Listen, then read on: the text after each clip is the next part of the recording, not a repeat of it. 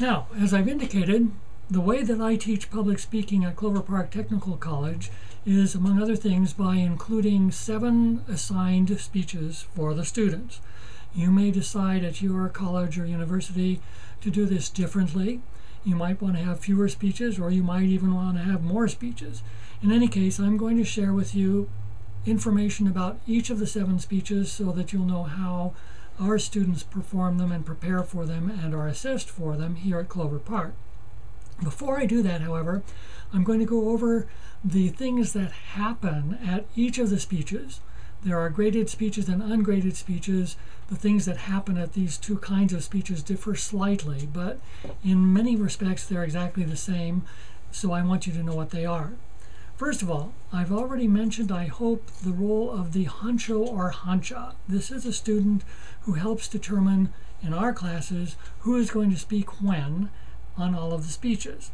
Now, the honcho or honcha is also responsible for keeping attendance in the course. At Clover Park, I use a calendar system like this that enables the honcho or honcha to check off each person's name or check off the attendance for each person for each day. There are other ways to do attendance, of course. I found this to be a valuable one because, number one, it takes the responsibility and the onus off the instructor and gives students something to do, and number two, it provides a kind of cooperative spirit and a sense of achievement and accomplishment on the part of at least one person who steps forward as the honcho or honcha. I have a video on Angel which shows how this past quarter, spring quarter 2011, a couple of people volunteered to be honcha, or I guess it was honcho, and surrogate honcha for one of the classes. Anyway, at the beginning of the class, the honcho or honcha is in charge of this. In addition to that, to decide who is going to be speaking on which days, the honcho or honcha in our courses will select a penny from a jar. The pennies each have names of students on them that are put there within the first 24 to 48 hours of the course. So it's a random selection process. Also, this is on Angel in a video form, so you'll be able to see that. The speech assignment sheet, which I don't have with me right now, is a sheet that goes up on the wall once the order of speakers for each speech is determined, so that students should never have any problem knowing when they're assigned to speak. This also takes the onus again off the instructor and makes it unnecessary for the instructor to know when everyone is speaking. All the instructor needs to say is, oh, you're wondering when you're speaking? Go to the wall, check the speech assignment sheet. Again, this is a case of student involvement. Another way in which the students are involved in every speech is that they use this timekeeping device. Now, you don't have to use this particular timekeeping device. In fact, I don't think you can find it anymore because the company that created it is now out of business. But the role of the timekeeper, this student, is to operate whatever timekeeping device is used in the course to keep track of how students are speaking, whether they're speaking a sufficient amount of time. In my class, I'm fairly precise, and I don't want to say stern, but exacting with respect to the time. Most of the speeches I give a 30-second leeway so that after the red light goes on the timekeeping device, the students have another 30 seconds to wrap up their speeches. Anyway, this is something that is operated by a student for every speech. Then we have, for the ungraded speeches, a couple of elements that are unpleasant for the students, or one element is not unpleasant, the other can be, but for a good reason. We're all aware that students have verbal fillers and pauses like and sometimes they use like and you know and so and as connectors and so forth. But in our course, in the ungraded speeches only, we have a mechanism for letting them know when they are saying or It's this coffee tray with these marbles. When the marble dropper hears a student in his or her speech say or in an ungraded speech, he or she, the marble dropper, will drop a marble into the can. As you can see, this makes quite a sound. We practice this at the beginning of the quarter just so students get to know what's happening.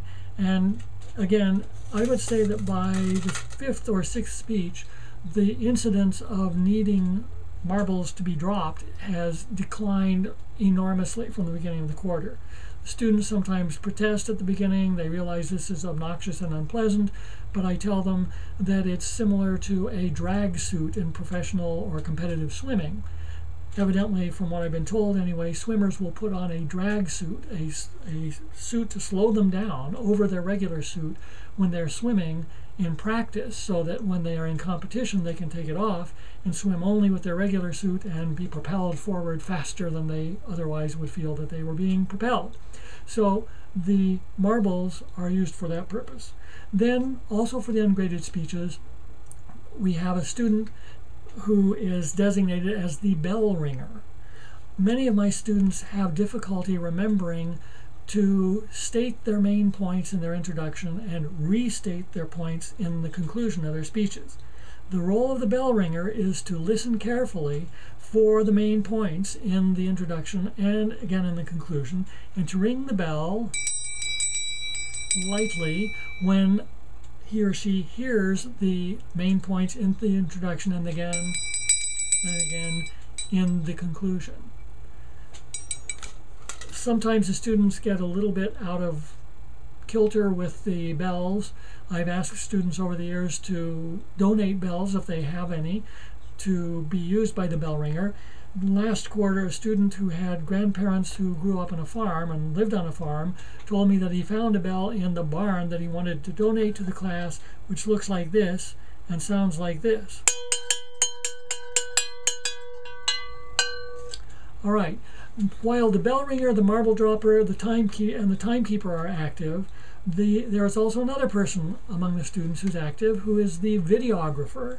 The videographer uses this video camera or another video camera, that depends on what you have, to record each student's speech.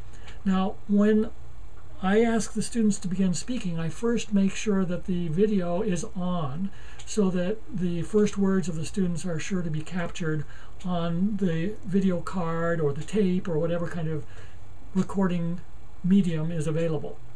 So we have the videographer, the bell ringer, the marble dropper, and the timekeeper.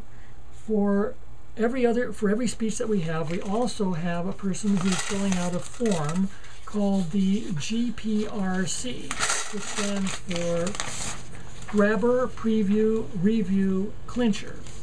The GPRC looks like this and is a graphic representation of the parts of the speech. So the very first sounds that the speaker utters are to be written in this little scroll area. The main points are to be written here if the GPRC writer hears them. The main points are to be checked off again here if the GPRC writer hears them repeated in the conclusion, and the speaker's final words are to be placed here in this starburst. Meanwhile, we have 5 or 6 students writing student-to-student assessment rubrics for each speaker. We have the instructor, me, writing another rubric called the instructor's assessment rubric. And if it's an ungraded speech, if it's a graded speech, the student himself or herself at the conclusion of his or her speech will complete a student self-assessment rubric and give it to a person called the administrative assistant, who's another student, who collects all the documentation for the speech and provides the documentation to me in a stack at the end of the hour. I guess what I'm saying, in addition to explaining these individual roles, is that if you were to come to one of our classes when a speech is going on, you would be struck, I believe, by the high level of activity among all the students. There would be a small group, maybe 25 to 30% of the students simply sitting there listening to the speeches, but in addition to those people, you would have 5 or 6 people doing rubrics, you'd have me doing a rubric, you'd have somebody doing a GPRC, someone marble dropping, someone ringing the bell, someone being the videographer, and someone being the timekeeper. Now, after this, I'm going to go into the individual speeches and show how each of them is conducted and what the assessment mechanisms are for each one.